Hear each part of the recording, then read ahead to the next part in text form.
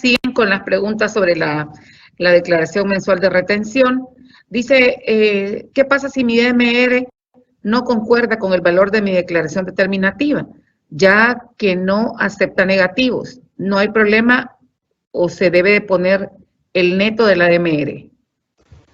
Con la parte de lo que dice que no acepta valores negativos me confunde un poco, pero para comprender, porque creo que sí tengo la idea a lo que se refiere, la DMR debe coincidir con la retención, o sea, con la determinativa. No sé a lo que se refiere con valores negativos, porque no habría un valores negativos, por ejemplo, si voy a hacer una retención. Si, por ejemplo, yo le presto un servicio, hay una factura y voy a hacer una retención por ese valor. Si de pronto se refiere a que hizo pagos anticipados o qué sé yo, en ninguna de las dos declaraciones se hace mención de pagos. Se hace mención de la declaración como tal, de los ingresos de la factura, es eso lo que estamos determinando. Ahora, hay que tener en cuenta que la DMR, que es la declaración informativa, debe coincidir con la informativa. Es importante para las personas darle la seriedad a la DMR, porque la DMR es el documento que soporta, en el caso de que esta persona a quien usted le retuvo pueda solicitarle a la administración tributaria una devolución de impuestos. La persona no llegó al techo, la persona tenía un crédito fiscal, la persona superó por sus pagos a cuenta, y entonces va a solicitar una devolución. Si la DMR no se está ingresando de manera apropiada, nosotros hacemos una verificación de los documentos comprobantes que ustedes han entregado y la DMR. Si esos valores no coinciden, no podemos proceder a darle la devolución. Y aún más, y no es por amedrentar, pero si el comprobante de retención no coincide con la DMR, la administración tributaria procede a realizar una fiscalización ante ese obligado tributario o a ese obligado tributario que emitió ese comprobante de retención que no coincide con la DMR. En términos prácticos, la declaración determinativa y las informativas deben coincidir. No hay forma que no coincidan. Ok, muy claro, ¿verdad? Muy claro en eso. Yo espero que todo el mundo esté con lápiz y papel haciendo las anotaciones debidas, ¿verdad? Para que, si no, no tienen sentido estos procesos formativos, sino es que aprendamos, que podamos lidiar con los errores que estamos cometiendo y podamos corregirlos a tiempo, ¿verdad? Antes de que haya, pues, una sanción. Vamos con otra pregunta, licenciado. Dice, buenos días, en el caso de la retención del 1% y 12.5%, estas dos retenciones se hacen a la vez al mismo proveedor. ¿Por qué y en qué casos? Ok. Como les ponía en el ejemplo, sí se pueden hacer las dos retenciones, las tres, incluido el impuesto sobre venta, pero imaginémonos en el caso de que yo soy el agente retenedor. Como persona natural solo puedo retener el 1%. Pero de pronto, me pongo de acuerdo con la abogada Maribel, ponemos una empresa, y la empresa que consignamos es X, ¿ok? Y de pronto contratamos a Limpiezas y Más.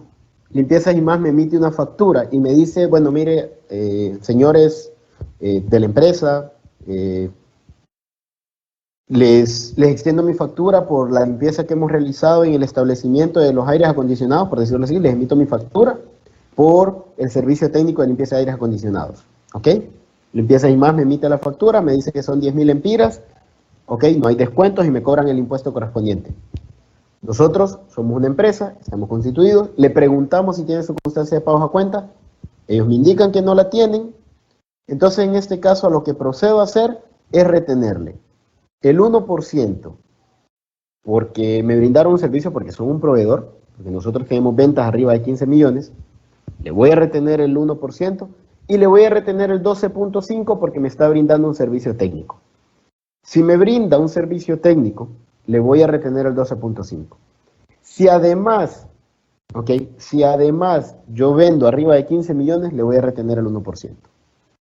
Si es un abogado que me presta un servicio a la empresa, digamos, somos la empresa Inversiones ABC, contrata a un abogado, el abogado le presta el servicio, ¿ok? Y viene el abogado y le dice, mire, aquí está el servicio que yo le presté, son 5.000 empiras. Muy bien, La empresa va a venir y le va a decir, bueno, abogado, ¿tiene su constancia de pago a cuenta? No, no la tengo. Ok, de estos 5.000 lempiras le voy a calcular el 12.5 y adicionalmente le voy a calcular el 1% porque nosotros vendemos arriba de 15 millones. Ese detalle de que ustedes venden arriba de 15 millones lo saben ustedes. Su proveedor no lo tiene que saber, pero puntualmente su proveedor debe tener su constancia de pagos a cuenta si no quiere estar sujeto a retenciones. Entonces, en términos prácticos, sí, yo puedo retener el 1% porque es un proveedor y le voy a retener el 12.5% por servicios, honorarios, dietas, comisiones, gratificaciones. Servicios técnicos, lo voy a retener el 12.5% siempre y cuando no tengan su constancia de pagos a cuenta. Ampliando un poquito esa pregunta, porque sale otra pregunta parecida, Similar. similar. Esta persona pregunta que si hay un monto específico para poderles hacer la retención a esos que no le prestan pagos a cuenta, porque pregunta precisamente, dice que si hubiera una compra por un valor de 15 lempiras, pregunta, que si debe hacerle la retención del 1%. Un lempira podría ser. La ley no establece un monto mínimo y como no establece un monto mínimo, aplica. Cualquier valor por el que se realice una compra debe estar sujeto, porque lastimosamente en esta parte sí hay que ser, no sé cómo sería el término apropiado, pero lastimosamente sí se dan casos en los que las personas buscan las alternativas. Y si la ley dijera, y aquí no agravando a nadie ni que se sienta nadie aludido, pero si la ley dijera que hay un monto de 100 lempiras, sabemos que hay personas que son capaces de hacer 10 facturas por 90 lempiras para que no les hagan retención. Entonces, en este caso la ley no lo establece, puede ser una compra de 10 lempiras, puede ser una compra de 5 lempiras. Si esa persona no tiene la constancia de pagos a cuenta, está sujeto a retención. Ok, excelente. Pregunta María Teresa, si un proveedor me presenta una factura por el servicio de limpieza, pero no detalla el 15% del impuesto sobre venta, lo presenta con el impuesto incluido, ¿yo estoy obligada a retenerle el 15% de impuesto sobre venta según el artículo 8? Aquí hay que considerar dos puntos importantes. El primero es si es persona, o sea, si está considerando como gran contribuyente. Eso es lo primero. Si está considerado como gran contribuyente, debe hacer la retención, uno. Y dos, si quien le está prestando el servicio de limpieza es una empresa, porque hay que tener eso también en cuenta, ¿ok? Si es, porque la ley de ventas lo establece puntualmente, permiso. La ley de ventas establece, por ejemplo, de que los honorarios que brinden, por ejemplo, aquí lo estoy buscando en este momento, artículo 15 de la ley del impuesto sobre ventas, hace mención de lo que no está grabado, ¿verdad? Entonces dice, los siguientes servicios: servicios de construcción, honorarios profesionales obtenidos por personas naturales, de enseñanza, hospitalización. Puntualmente no nos hace mención a limpieza como tal, alimentos preparados. Sí, me confundí un poquito porque hablaba de honorarios profesionales obtenidos por personas naturales, pero en este caso me está hablando de servicios de limpieza, y el servicio de limpieza está grabado con el impuesto sobre venta, ¿ok? Y hay que hacer la aclaración, ¿verdad? ¿Ok? Si yo estoy hablando de un servicio de limpieza, o sea, como tal, la empresa llega y me hace un servicio de limpieza, esta empresa me emite una factura y me debe cobrar el impuesto sobre venta. Me coloca 2, 3 personas para que lo realice. Ahora, si no lo está consignando, ahí hay que pedirle a su proveedor que se lo consigne, porque no es un servicio que esté exento del impuesto sobre venta. Bueno, ok, muchísimas gracias. Continuamos. Pregunta un participante, buenos días, si a un empleador se le otorga pago de beca de algún hijo a sus empleados, ¿será gravable a los ingresos del empleado? Si la empresa paga gastos del empleado como líneas telefónicas, combustible, transporte, alimentación, ¿se consideran ingresos gravables para el empleado? Sí, son ingresos gravables. Ahorita en este momento le busco la base legal. Dice el importe total, y le digo, es el artículo 11 de la ley del impuesto sobre renta. El penúltimo párrafo dice, el importe total de estos gastos, aquí habla de gastos o sea, está hablando de diferentes, perdón, el último El último párrafo dice: igualmente son ingresos gravables para las personas antes mencionadas los valores que se eroguen por la compra o uso de alquiler de bienes, muebles, gastos educacionales y otras erogaciones destinados a uso exclusivo de dichos funcionarios ejecutivos o para su grupo familiar. En otras palabras, son gravados, van a ser deducibles para la empresa, pero son gravados. Digámoslo de cierta manera, lo que sea deducible para una persona es grabado para otra. No puede ser deducible para alguien y no grabarse. Es como el proceso de compra-venta. Yo le estoy comprando a alguien, ese valor que me está vendiendo es lo que voy a utilizar como un valor deducible, digámoslo como empresa. Es una situación similar. Si la empresa le paga beca a alguien, a su hijo, a su esposa, a la persona como tal, le paga la beca, va a ser deducible para ellos. Pero ese valor que va a ser deducible para ellos va a ser grabado para el empleado, porque es un ingreso indirecto. Hay que considerarlo de esa manera, como un ingreso indirecto. El empleado no está teniendo que hacer un gasto. Y en términos prácticos, su nivel de vida, su ingreso digámoslo así, es mayor. O sea, en términos prácticos es mayor. ¿Por qué? Porque ese empleado no está pagando ese valor que estaría saliendo de su dinero. No lo está pagando, entonces es un ingreso diferido, es un ingreso indirecto. Es un valor que él no está pagando porque alguien más lo está pagando. Entonces, sí se debe considerar como un ingreso.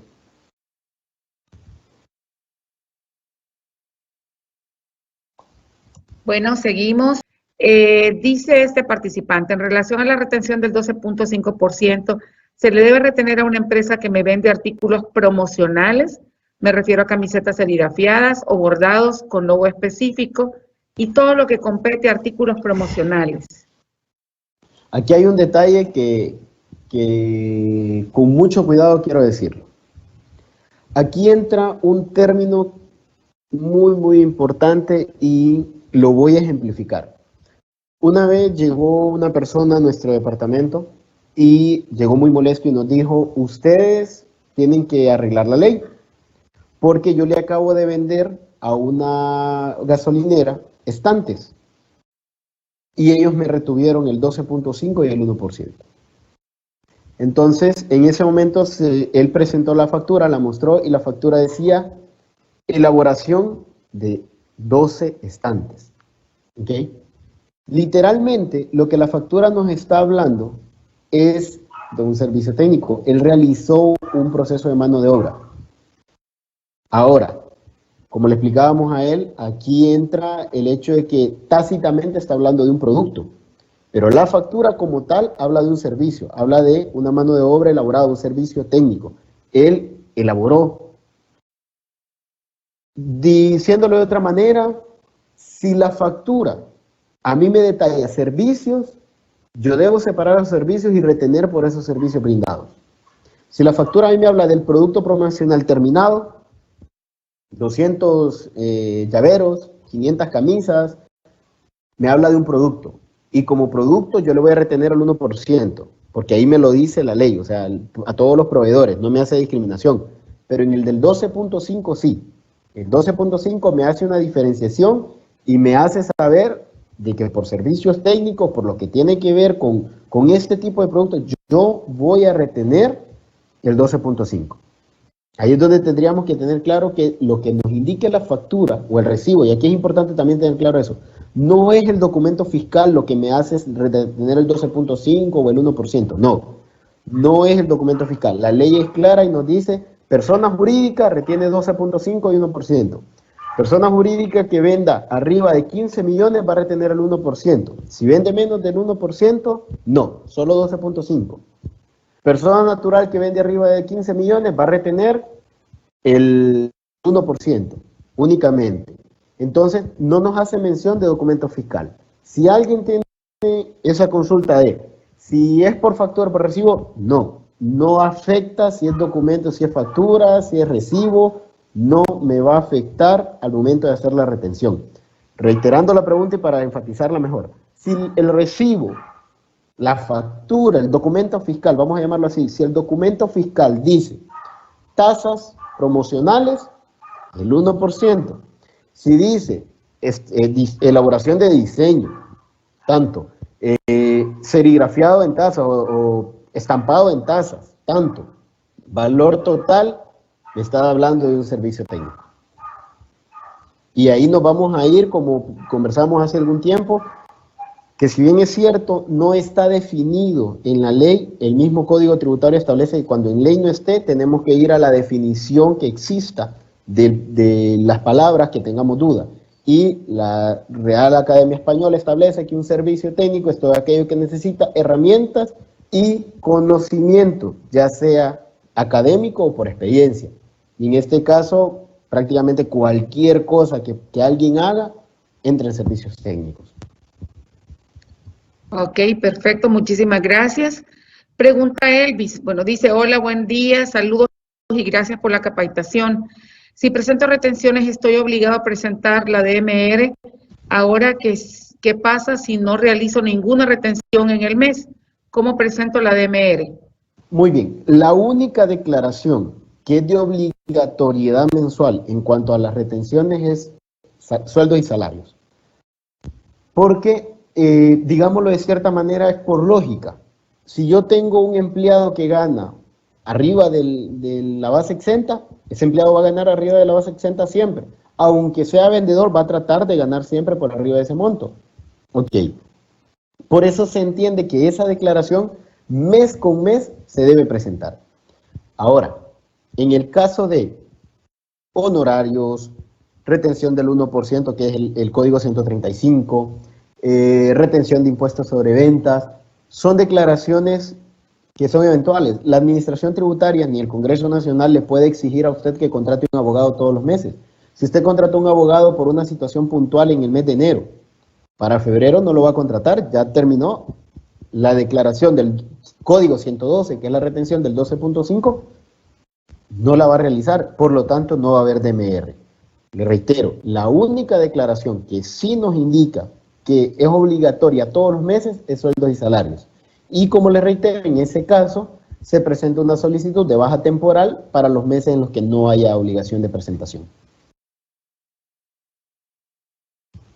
Ok, excelente, licenciado. Pregunta otra persona. La deducción del RAP no la está mencionando en esta plantilla, dice, que está mostrando deducciones. Correcto. En efecto, es una aportación, y ahí se lo menciona, una AFP, o sea, la aportación es público-privada, ahí se incluye también el valor que se aporte al RAP. Entonces también hay que tener en cuenta ese detalle, se hace mención de las AFP y el RAP es prácticamente eso, es un régimen de aportaciones. Así es, así es. Bueno, seguimos. Suya Palaínez, no, buenos días, dice señores, si le pagamos intereses a una persona que no es prestamista no bancario ni banco, ¿le debemos retener el 10% como lo hacen los bancos? Si le pagan intereses. Sí, no entiendo bien la pregunta. Sí, si la explica mejor porque me imagino Sí. que ha de ser alguien que les prestó dinero y no es prestamista no bancario ni es... Sí. Y si es un socio, pues ni siquiera es un gasto deducible, eso sí hay que irlo teniendo en cuenta. Habría que tener más claro el panorama para poder responder a la pregunta en ese caso. Bueno, vamos a continuar. En la declaración determinativa, ¿cuál es la base que se debe colocar? ¿Un salario promedio o toda la base proyectada a 12 meses? El salario es por mes. Eso también hemos tenido el problema que de pronto en la declaración de retención en la fuente colocan, digámoslo así, voy a poner un ejemplo, que la persona gana 200,000 lempiras y la retención es de, voy a dar números al azar nada más, y la retención es de 400 lempiras, por decirlo así. Entonces todos los meses nos declaran 200,000 lempiras de base gravable y 200 lempiras. Entonces cuando nosotros verificamos y vemos que en la DMR también están colocando el mismo valor, vemos que la persona realmente tenía un ingreso mucho mayor y en un proceso de fiscalización habría algún problema. Una auditoría cualquiera, no hablemos de fiscalización, una auditoría cualquiera podría generarles un problema. Entonces lo apropiado es que tanto en la DMR como en la declaración determinativa, digamos fuese sueldo y salario, se consigne el valor exacto de lo que se está pagando, o sea, el valor pagado en cada mes.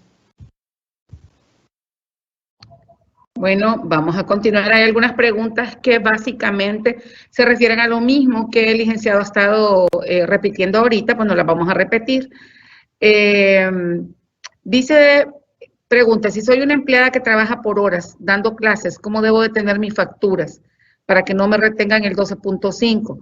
Según tengo entendido, el servicio de educación está exento del pago del ISR. ¿Me podría aclarar, por favor? Ok, en ese sentido, me extrañó realmente la pregunta porque educación es exento. El artículo 7 de la ley de rentas hace mención de que los docentes en servicio de escuelas primarias, en los colegios de educación secundaria y el personal docente en la universidad, luego lo ampliaron y hacían mención que todo el servicio docente a nivel universitario también no deben de cobrarse el impuesto sobre la renta. Entonces, en ese sentido, si es por la parte de educación, no debe haber cobro. Y reitero, con respecto al documento fiscal, factura podría ser si, por ejemplo, está constituido como comerciante individual y se dedica a otras actividades, no hay problema que les entregue una factura y que haga mención de las clases que está brindando. Bueno, vamos a hacer una última pregunta. Dice, cuando mencionamos proveedores, ¿incluye todo tipo de productos o servicios o solamente los que nos proveen materia prima? Si son nacionales, son todos los proveedores. La ley hace mención a eso, todos los proveedores. No hay una diferenciación, digámoslo de cierta manera. Si, por ejemplo, digámoslo de esta forma, me brindan un servicio o me proveen un producto, un material X, es mi proveedor de bolsas, ¿ok? Para basura, que son las que compramos, o de bolsas para empaquetado y no tiene su constancia de pago a cuenta y yo vendo arriba de 15 millones, le voy a retener. Si, por ejemplo, es un proveedor de aires acondicionados o de cualquier tipo de proveedor, cualquier compra que yo haga, estaría en eso. Voy a hacer solo una aclaración porque en capacitaciones anteriores nos han hecho esa pregunta y es, entonces, si a mí el supermercado tal no me quiere dar el comprobante de retención cuando hago la compra, ¿le retengo? Ok, si usted va al lugar y lleva el comprobante de retención de cuánto corresponde, podría hacerlo. Pero en términos prácticos, usted tiene que saber exactamente cuánto va a retener y en ese momento hacerlo. Dudo mucho que se pueda realizar en esos casos, aparte de que también dudo que haya algún supermercado que no esté sujeto a los pagos a cuenta. Antes de finalizar, abogada, me gustaría solamente hacer dos aclaraciones extras. La primera es con respecto a cuando se otorga o se firma algún contrato o convenio con un proveedor y, por ejemplo, nosotros decimos, bueno, no le voy a retener porque él está por debajo de la base exenta. Ok. Si él es mi proveedor, yo no puedo garantizar que está por debajo de la base exenta. No hay ninguna manera que yo lo garantice.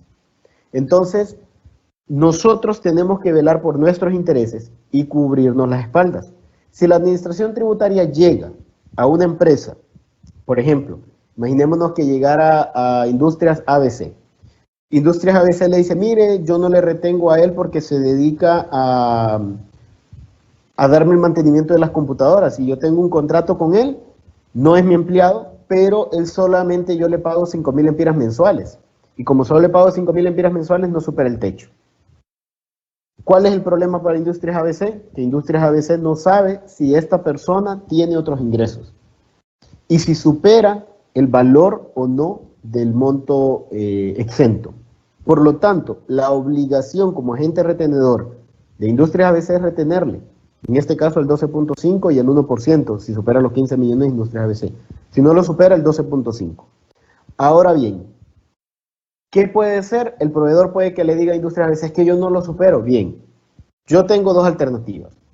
O me entrega su constancia de pagos a cuenta, o le retengo. Si yo le retengo y usted no supera el techo, entonces tiene que ir a la administración tributaria y solicitar la devolución. Pero ya ahí es un trámite suyo con la administración tributaria. Mi obligación con usted y con la administración tributaria es retener. Y por lo tanto debo cumplir con esa parte. Debo hacer la retención. Y eso quiero que quede claro. Y con el otro punto, ya que mandó la observación con respecto al saldo negativo de lo que tenía, que por ejemplo yo ya tengo un valor de nota de crédito de periodo anterior. Para aclarar, tanto la declaración determinativa, es decir, la declaración del impuesto, como la DMR, se va a lo que esté en documentos y hace mención claramente que la retención va valor facturado menos descuentos y rebajas. Notas de crédito se refiere a que yo pagué de más en otro periodo. Eso no me va a afectar la retención. ¿Por qué? Porque si a mí me emitió una factura por 10.000 empiras, yo le pagué 10.000 empiras, ¿ok? Le hice la retención. Pero al momento de emitir la factura o el cheque o la transferencia, me equivoqué y en lugar de pagarle, digamos que era una retención del 1%, ¿ok? Y eran 10.000 empiras y por lo tanto lo que tuve que haberle pagado, vamos a poner acá 10.000 empiras, por el 99%, yo le tenía que haber pagado 9.900. Pero yo me equivoqué y en lugar de pagarle 9.900, hubo un error de dedo, digámoslo así, le emití su comprobante de retención y le pagué 19.900, ¿ok? Y él me hace una nota de crédito por los otros 10.000 y la siguiente factura es de 10.000 empiras o es de 20.000 empiras, yo tengo que hacer la retención por el valor correspondiente. María Teresa tiene la duda de que si el servicio de fotocopiado se debe considerar también como una impresión. Sí se considera. La verdad, el servicio de fotocopiado, el alquiler de fotocopiadoras, todo eso se le incluye dentro de la parte de la impresión. Ese es un punto importante. Y creo que entré a la parte de las consultas jugadas. Ah, ok, perfecto. Entré a la parte de las Perfecto. consultas. Si mira algo interesante ahí, puede hay algo que sí me llamó la leerlo y atención. contestarlo, licenciado. Gracias. Fíjese que vi algo que creo que es una de las preguntas más comunes que tenemos actualmente, y es con respecto a las personas mayores de 65 años. Y aquí, bueno, la actualización que ustedes nos dieron hace poco con respecto a que ya ahora no se tiene que hacer la solicitud, sino que la última actualización por ley es que es automático. Cumplió los 65 años y aquí les voy a dar, más allá de solo la respuesta, la administración tributaria tiene dentro de la página una plantilla en Excel.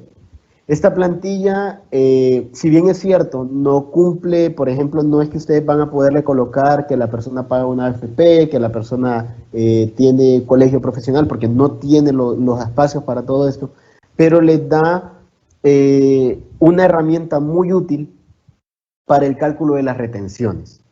En términos prácticos les hago mención de esto porque la plantilla como tal ya les indica si la persona es mayor de 65 años, tiene por derecho los 350.000 empiras. Esto, si no estoy equivocado, fue el decreto 52 o 59 o 29, yo me confundo a veces con los números, fue sacado por el Congreso Nacional el año pasado y ya establecía que las personas mayores de 65 años iban a gozar de la exoneración de los 350.000 empiras por tener los 65 años.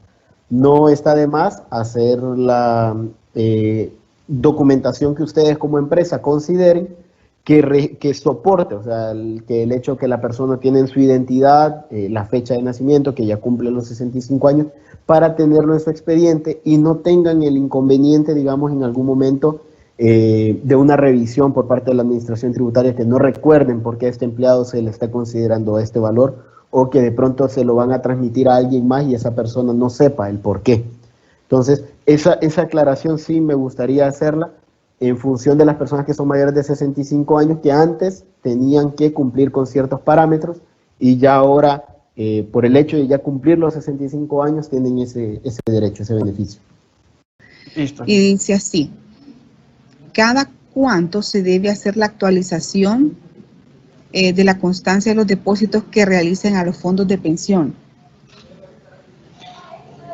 No, es que, bueno, usted firma un contrato, tengo entendido yo. Usted firma un contrato y ellos le emiten una constancia, la cual esta pues es entregada al personal de planilla para que le hagan la respectiva deducción. Si el contrato no es modificado, no le veo yo que tenga que presentar. Lo único que dice, como le digo yo, el artículo 51, es que el plan de fondos de pensión tiene que ser autorizado por el SARES. Es todo lo que dice.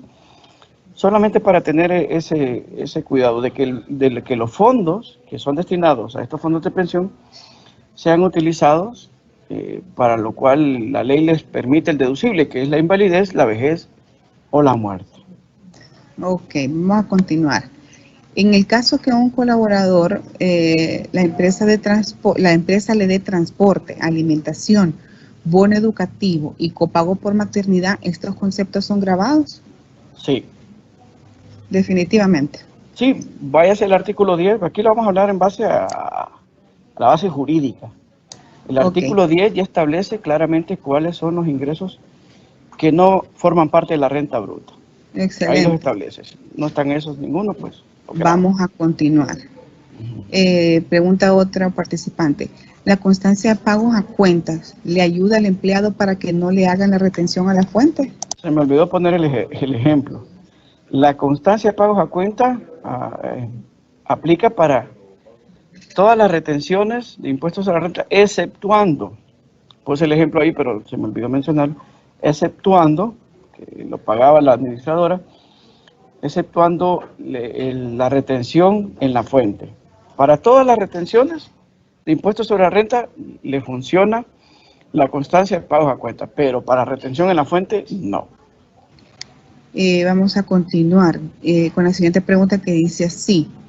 ¿Hay un monto máximo en el caso de las aportaciones a una AFP privada para incluirla como gasto deducible en el cálculo de la retención en la fuente? No hay, la ley no le habla de ningún monto máximo. Muy bien. ¿Por qué debe considerarse como ingreso el valor de la depreciación del vehículo si es para uso del trabajo? En el caso de los vendedores o en mercadeo. Bien, cuando forma parte de la planilla, los que estamos por planillas, a veces es un poco, se ve un poco injusto porque si se lo permiten a un comerciante individual o que le permiten la depreciación, pero para sueldos por planillas no se permite como deducible estos gastos de depreciación. Ya es algo que está en la ley. Dice así, en el caso que se le otorgue beneficio mensual para combustible y mantenimiento de vehículos a nombre de empleados y no entregan facturas a nombre de la empresa, ¿debe considerarse como ingreso gravable? Bien, aquí nos vamos a situar, o sea, estamos en lo que es retención en la fuente. La pregunta la voy a contestar como que es alguien de planilla. Si usted le está otorgando el beneficio de estos, estos ingresos para él, como son estos de combustible, a él entran como ingresos, ¿verdad? Usted lo está haciendo por planilla. El documento que va a tener la empresa es que lo acreditó a cuenta de planilla, ¿verdad? Como eso es un gasto deducible de impuestos sobre la renta.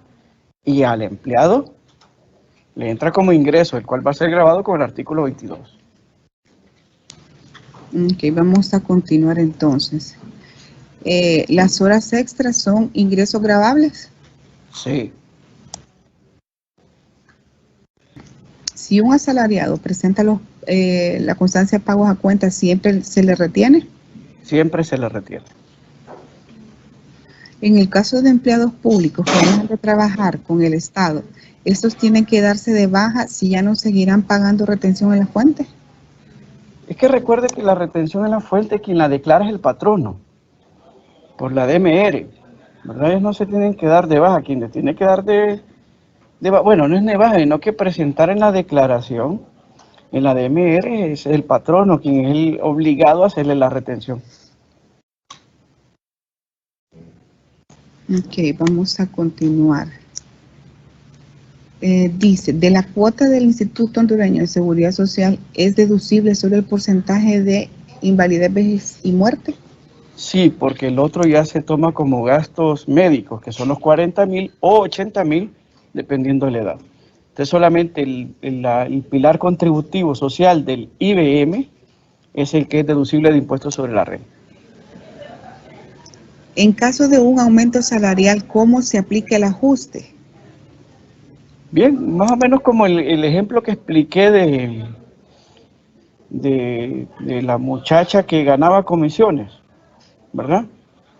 Usted tiene ahí un ingreso, lo que pasa es que a partir de ese mes ¿verdad? Porque fue un determinado periodo, vuelve a hacer el incremento, vuelve a hacer el cálculo, o sea, aumenta su ingreso, le toma los deducibles que por ley le corresponden y eso le va a modificar la renta neta gravable a partir de ese momento, porque imagine que usted gana 40,000 y a partir de junio ahora va a ganar 75,000, entonces van a ir esos 25,000 agregándose mes a mes, entonces ahí vuelve a hacer un ajuste, un recálculo de lo que es el impuesto sobre la renta y puede, si quiere, a partir de ahí ajustar desde ese mes de junio, cuando recibió el ingreso, la nueva retención en la fuente. Lo que tiene que tener y ver en diciembre o en el mes que corresponda es que lo que recibió de ingresos grabados en el año le va a representar un impuesto a pagar y sea el mismo de las cuotas de la retención en la fuente. Ok, vamos a continuar entonces. Preguntan cuál es el artículo de la ley que indica los 80,000 de gastos médicos y los 30,000 adicionales. Ok, son dos leyes distintas. El artículo 59-2020 es el que habla de esos 80,000 empiras y también de los 350,000. Decreto 59-2020. Y los 30,000 adicionales es la ley del adulto mayor y jubilado. Creo que en el artículo 14 menciona de estos 30,000 adicionales, para que los busquen y tengan ahí toda su base jurídica. Ok, vamos a continuar. Dice, ¿las bonificaciones son gravables o tienen algún techo para gravarlas? No, son gravables. Ok, y estamos hablando, y si hablamos de bonificaciones de vacaciones, ya dijimos que son 30,000, que son 30 días de salario. Y si hablamos de la bonificación de 13º y 14º, esas son las que tienen techo, que es hasta 10 salarios mínimos vigentes. Esas son las únicas. De ahí todas las bonificaciones, aparte de esas, son gravables. Ok. Dice, cuando se da auxilio de vehículos a los vendedores, ¿deberán de liquidar el gasto?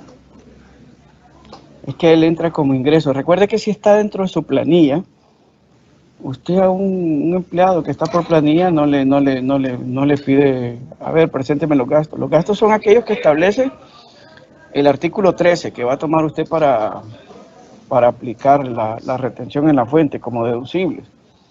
Él entra como ingreso. Ok. Pregunta otro participante. ¿Diezmos y ofrendas son deducibles del impuesto sobre renta? No. Ok. Dice otro participante que pregunta que si los depósitos a plazo fijo son deducibles. No, tampoco. Ok, vamos con otra pregunta. Si una persona cumple los 65 años en el mes de agosto, ¿se debe considerar desde inicio de año los 350,000? Sí, recordemos que el impuesto sobre la renta es sobre el periodo fiscal, no es mensualmente, es un anticipo. Entonces en enero yo hago la proyección de lo que esta persona puede llegar a percibir. Pero si a mí, yo estoy enterado de que esta persona va a cumplir 65 años, ya sea el 31 de diciembre, oiga bien, ya sea el 31 de diciembre, pero es en el periodo fiscal, le tengo que reconocer esos 350,000 que establece el artículo 59-2020 como deducible de impuestos sobre la renta. Bueno, licenciado, hemos llegado ya al tiempo, ¿verdad?, de finalizar. La verdad es que sí entraron bastantes preguntas, se ve que estuvieron muy atentos al tema. No sé si usted tiene algunas palabras de despedida, licenciado. Sí, claro, felicitarles a todos los que estuvieron pues tomando un poco de su tiempo, de su valioso tiempo, para capacitarse. Los felicito, espero que nos sigamos viendo en estos espacios, ¿verdad? Ya que las leyes tributarias cambian constantemente. Mantenerse actualizado pues habla muy bien de ustedes. habla de que son excelentes profesionales, no, felicitarlos, un enorme abrazo y mis respetos y consideraciones para ustedes. Pues de mi parte, espero haberles servido, ¿verdad? Y espero pues seguir teniendo estos encuentros, ¿verdad? De capacitación. Por hoy pues ya damos con concluida la jornada de capacitaciones. Ha sido un gusto tenerlos por aquí.